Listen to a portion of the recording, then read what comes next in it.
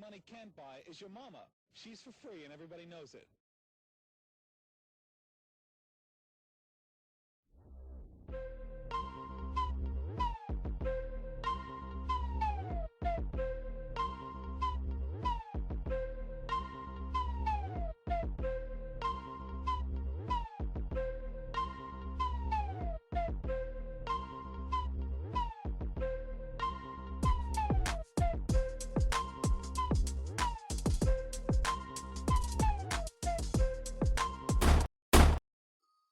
Year 2007.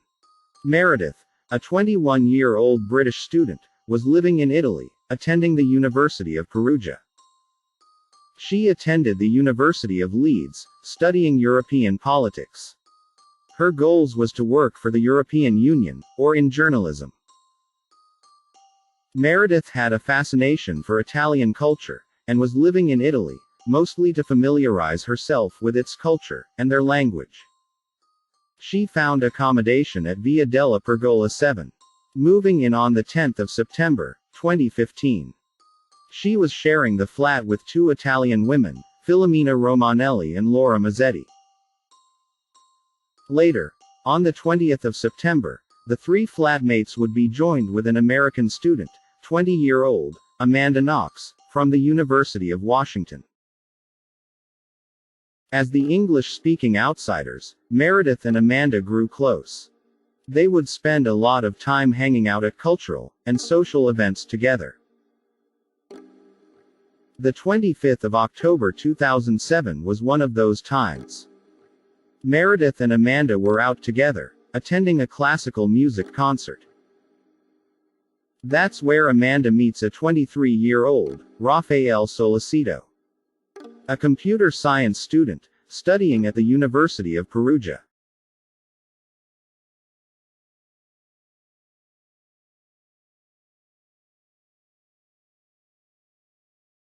November 1, 2007, the Italian flatmates and the occupants of the downstairs flat were out of town, as it's an Italian public holiday. Earlier, on the 25th of October 2007, Amanda Knox meets Rafael Solicito. She made plans to spend the night of November 1st, at his place. Meredith also had made dinner plans, at the home of one of her English friends, not far from her flat.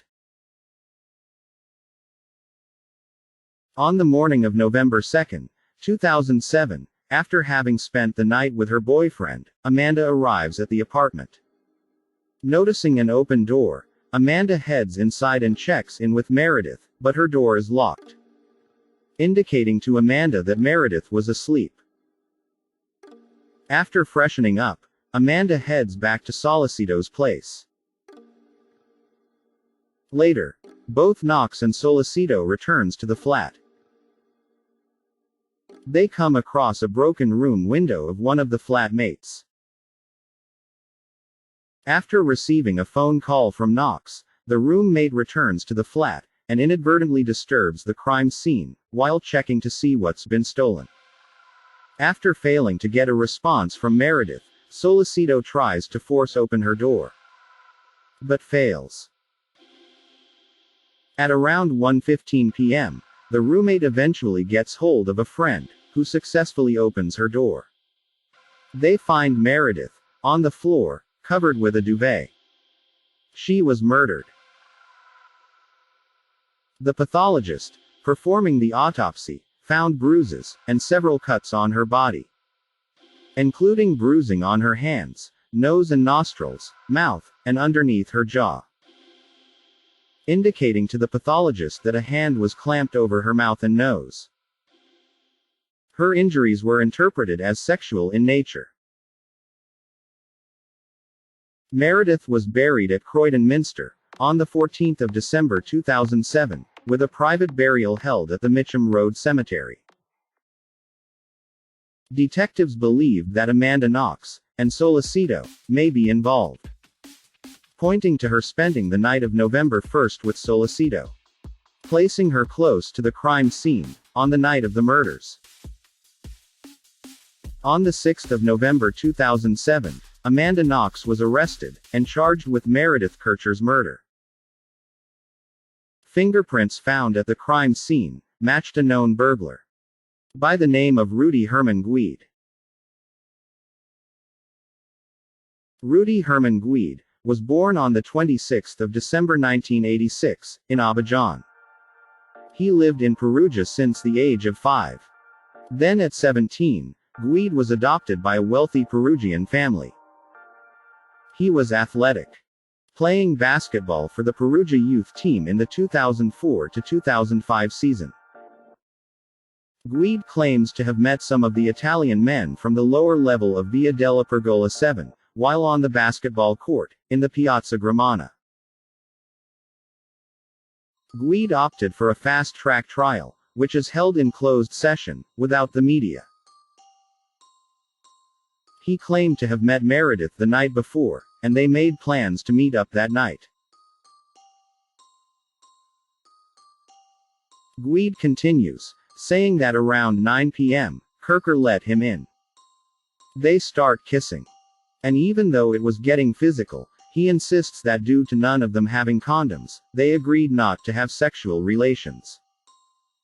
Guide then develops stomach issues, and heads for the bathroom, choosing to use the one situated on the other side of the flat. After hearing screams, Guide notices a shadowy man standing over Meredith. The man then exits, while saying in perfect Italian, "Trovato negro, trovato colpevole, andiamo," which means, "Found black man, found culprit, let's go." But Solicito's lawyers argue that a glass fragment found beside a shoeprint of Guide's, at the crime scene, was proof that Guide had broken in. The court was not convinced by Guide's version of events, as it did not match the evidence found at the crime scene. October 2008, the court finds Guide guilty for the murder and sexual assault of Meredith Kercher, and sentence him to spend 30 years behind bars. Knox and Solicito's trial began on the 16th of January 2009. The prosecution believes that Knox, Solicito, and Guide, together, had murdered Meredith in her bedroom. Knox and Solicito both pleaded not guilty. The prosecution theorized that Knox had attacked Kercher in her bedroom, banging her head against a wall, then attempting to strangle her. Guide, Knox, and Solicito had removed Kercher's pants, holding her down on her hands and knees, while Guide sexually abused her. The prosecution continues in saying that Knox had cut Kercher with a knife, before fatally wounding her. On the 5th of December 2009, Knox and Solicito were convicted of murder, and handed a 26-year and 25-year sentence, respectively. Then, on the 3rd of October 2011, Knox and Solicito was acquitted. Back in the spotlight, Amanda Knox is defending her name ahead of her retrial. A retrial welcomed by the family of the murdered British student Meredith Kercher. But Amanda Knox has this extraordinary message for them. It's so hard to be logical about this when you've lost someone so close to you and so important to you. But I really hope that with time, with things changing, with an opening, they'll give my innocence a chance, and I'll be able to approach them. I don't want to be forever separated from them, because at this point Meredith is a part of my life, and I only knew her for a very short amount of time, but she'll always be there, and I want to be able to share that with them.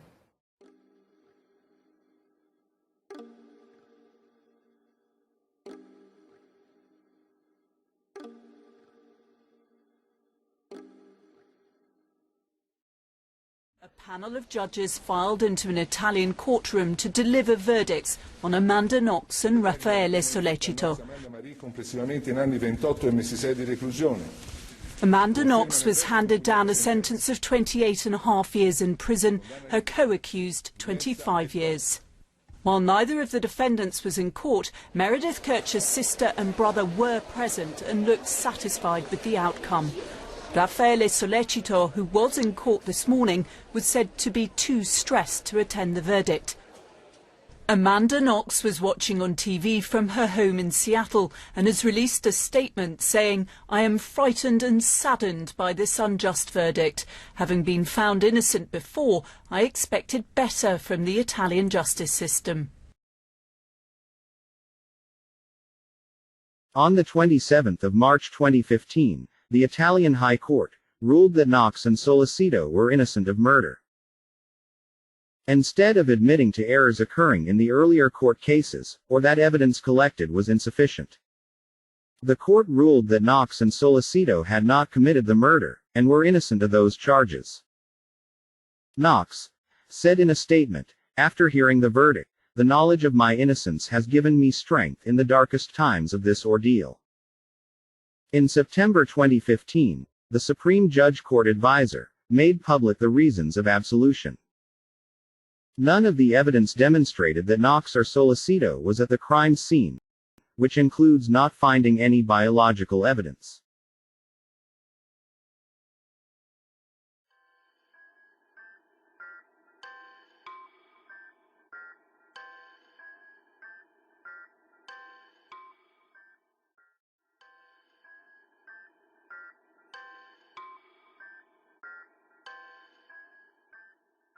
Weed was released in November 2021. Thanks to a judge expediting his release date.